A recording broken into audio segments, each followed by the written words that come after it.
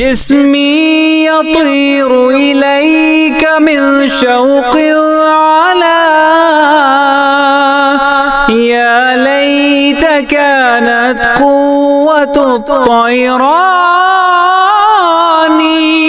ایک شوق میں تیری طرف اڑتا ہے جسم انصری، مل سکے اے کاش مجھ کو طاقت پرواز بھی. نحمدہ ونصلی علی رسولہ الکریم وعلی عبدہ المسیح الموعود. اما بعد فاعوذ باللہ من الشیطان الرجیم. بسم اللہ الرحمن الرحیم. سامعین کرام السلام علیکم ورحمۃ اللہ وبرکاتہ. خاکسار جری اللہ آپ کی خدمت میں حاضر ہے.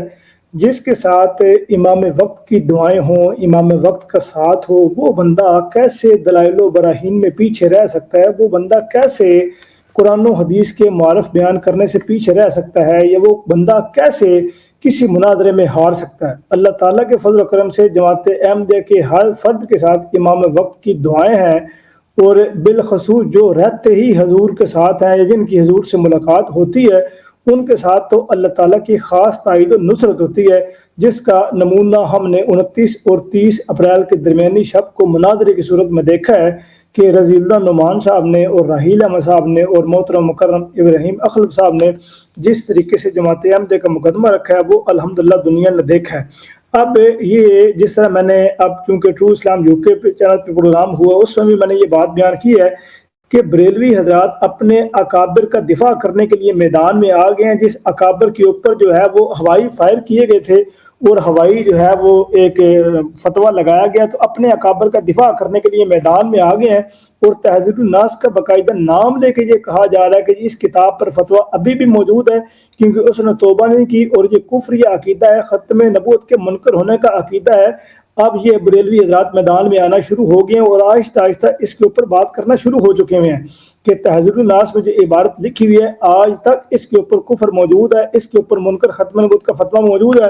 آپ یہ مفتی حنیف قریشی کے آج کی جو ان کی ویڈیو اپلوڈ ان کے چینل پہ ہوئی ہے یہ آپ کے سامنے میں اسکرین دوستوں رکھ رہا ہوں. یہ ویڈیو آپ کے سامنے موجود ہے جو کہ 9 گھنٹے پہلے پبلش ہوئی ہے، 9 گھنٹے پہلے اپلوڈ ہوئی ہے. اس میں کیا تہذیب الناس نامی کتاب سے اختلاف ختم ہو گیا، یہ اس کا موضوع ہے، اور اس کے اندر جو بات بیان کی گئی ہے وہ ابھی آپ جو ہے یہ سماعت اگر یوں آپ کریں گے تو پھر تو کل مرزائی بھی کہیں گے جی دیکھیں ہماری فلاں مرزا صاحب کی کتاب میں اتنا حضور کی محبت کے حوالے سے چیزیں لکھی ہوئی ہیں، فلاں جگہ انہوں نے یہ شانیں لکھی ہوئی ہیں. جیسا کہ ابھی آپ نے مناظرہ آپ دیکھیں جو انگلینڈ والا ہوا ہے تو اس میں مرزائیوں نے وہی چیزیں مرزے کی کتابوں میں سے نکال کر جو ہے نا وہاں رکھیں جی کہ مرزا تو حضور کے بارے میں یہ کہتا ہے جی کہ میں ان پر فدا ہوں، میں ان کا غلام ہوں. یہ تو وہ کیسے اس کی پیروی کر سکتا ہے؟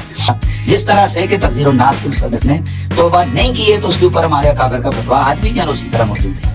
ایک تو لندن ڈیبیٹ کا ذکر بھی کیا گیا، حوالہ بھی دیا گیا، اور ساتھ پھر تہذیب الناس کا ذکر بھی کیا گیا. تو یہ لازمن بات ہے کہ انہوں نے یہ مناظرہ سنا ہے، بڑی اچھی طریقے سے ان کو پتہ ہے کہ اس میں یہی عبارت پیش کی گئی ہے، تہذیب الناس کی عبارت ہے. اس لیے بریلوی حضرات اپنے امام کا دفاع کرنے کے لیے میدان میں آئے ہیں کہ یہ فتویٰ کفر موجود ہے، اور اس فتویٰ کفر کے ہوتے ہوئے دیوبندی ختم نبوت کا منکر ہے، وہ کس طریقے سے جماعت احمدیہ کے سامنے ختم نبوت کا مقدمہ لڑ سکتے ہیں؟